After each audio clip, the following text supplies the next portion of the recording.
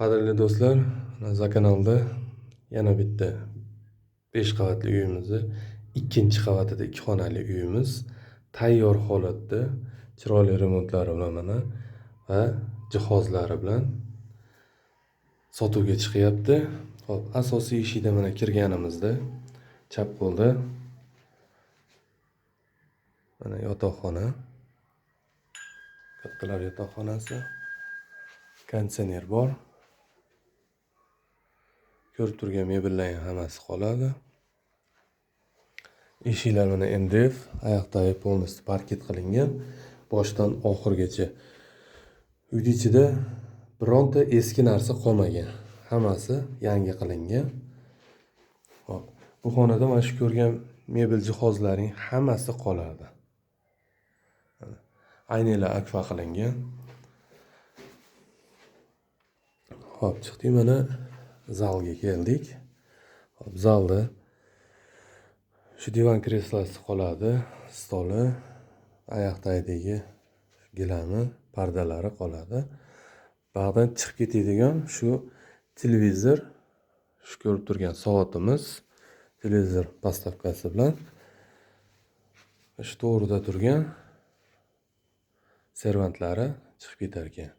Qolgan hamma narsa qoladi bu xonada. Hop, oshxonamizni olib chiqib qo'yishgan ekan. Xolodilniklari olib chiqib ketishadi. Oshxonani mana balkonga olib chiqib qo'yishgan. Balkon qismi bag'dagi eshikni yopib, ayna qo'yib yuborishgan. Bag'da ham ko'rib turgan narsalarning barchasi qoladi. Faqat shu xolodilnikdan tashqari. Hop.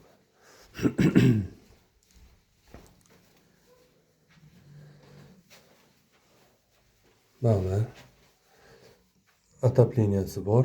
Mana 2 xona, 3 xona qilingan. Bu xonada hamma narsa chiqib ketadi. Bu xona pustoy turadi. Hop, hojatxonasi. Hojatxona oyoqdagi mana kafel qilingan, yon taraflar plastik bilan qoplangan, ariston bor.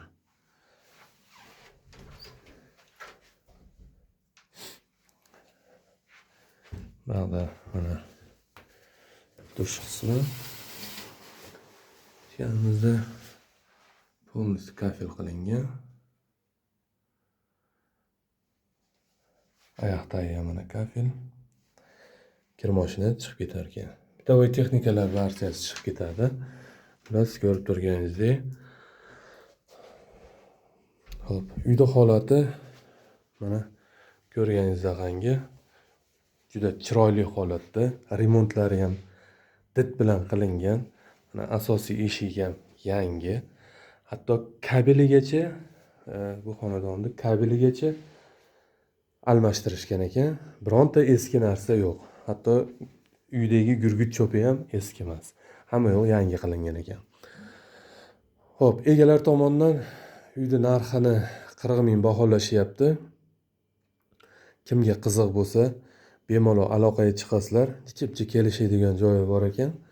Chiroyli narxda qilib berishar ekan. Hop. Bu uyda отопленияsi avtonomniy ulangan, davlatning отопленияsiga ulangan, hali ishga tushmabdi.